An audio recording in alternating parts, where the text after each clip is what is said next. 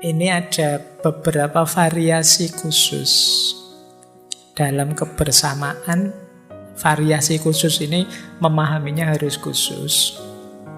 Ada yang negatif, ada yang positif.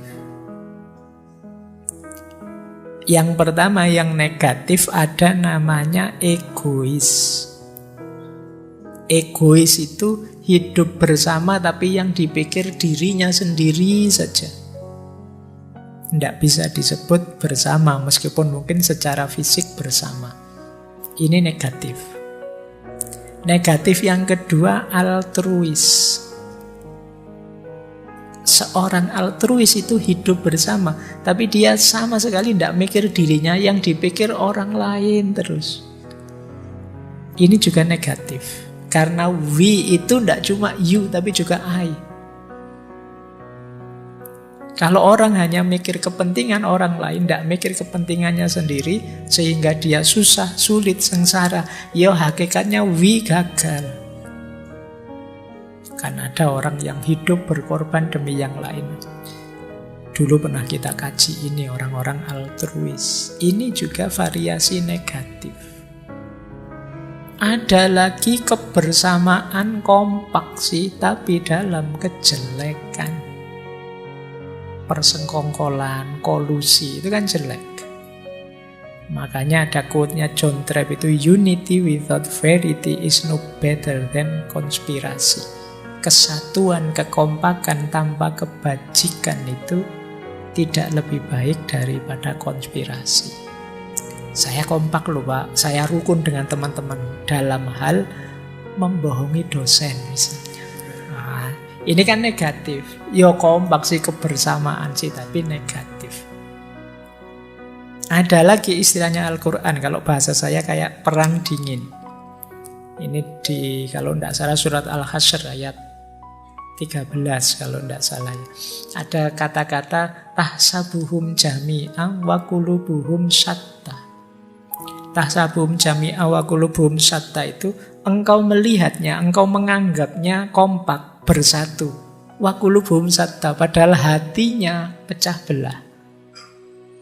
Ngumpul sih fisiknya, tapi masing-masing dengan kepentingannya sendiri. Bahkan ingin saling menjatuhkan. Yo, ilustrasi paling sederhana kayak orang main judi yang ngumpul bareng itu loh, judi kartu bareng. Itu kan ngumpul orangnya, tapi kan masing-masing ingin saling menaklukkan. Ngasih tahu yang lain aja nggak mau, kartunya di anu sendiri. Pokoknya saya harus menang, yang lain harus kalah semua. Semuanya ingin saling membunuh, ingin saling mengalahkan. Tahsabuhum jami'an wa qulubuhum syatta. Ini kebersamaan yang negatif. Ada lagi variasi khusus yang lain, yang ini menurut saya positif. Dua-duanya saya ambil dari budaya Jawa. Yang pertama ada istilah topo tapi ngerame. Uzlah, zuhud, tapi di tengah keramaian. Meskipun bersama orang lain, tapi jiwaku jiwa yang zuhud. Ini namanya istilahnya topo ngerame. Bersama yang lain sih, tapi aku tidak terpengaruh dengan yang lain. Ini istilahnya topo ngerame. Ini variasi khusus dari kebersamaan. Jadi kalau kemarin kan kita bedakan secara pasti, ini uzlah, ini ikut berbaur. Tapi ada orang yang berbaur tapi batinnya uzlah. Itu kalau dalam istilah Jawa namanya topo ngerame. Atau orang yang tenggang rasa tepo seliro. Tenggang rasa tepo seliro itu mungkin tidak bareng secara fisik, sebenarnya bareng, tapi demi tatanan, demi adat istiadat ya kadang-kadang harus menenggang rasanya yang lain. Tidak kelihatan kompak, tapi sebenarnya kompak. Demi tepo seliro. Memang ada adat dan tradisi yang harus saya ikuti. Jadi saya rasanya berjarak dengan dia, tapi sebenarnya enggak. Unggah-ungguhnya memang begitu. Misalnya sama orang tua kalau jalan harus menunduk, kemudian ketemu cium tangan, duduknya agak merendah dan lain sebagainya. Ini kan rasanya ada jarak, tapi tidak, sebenarnya masih kompak, hanya saja memang aturan dan unggah-ungguhnya begitu. Ini yang disebut variasi khusus. Ini nanti setiap tema sebenarnya bisa dibahas satu-satu, variasi khusus dari kebersamaan ini. Baik, saya kira itu ya materi untuk malam hari ini tentang kebersamaan.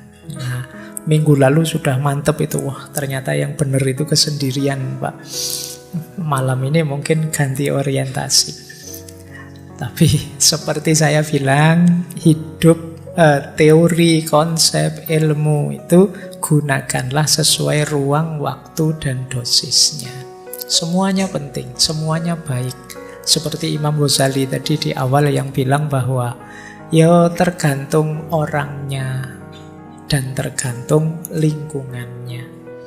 Kapan mungkin kita memang perlu menarik diri beruzlah dan kapan kita harus turun gunung membaur dalam rangka meningkatkan kualitas diri atau memberi kemanfaatan pada masyarakat.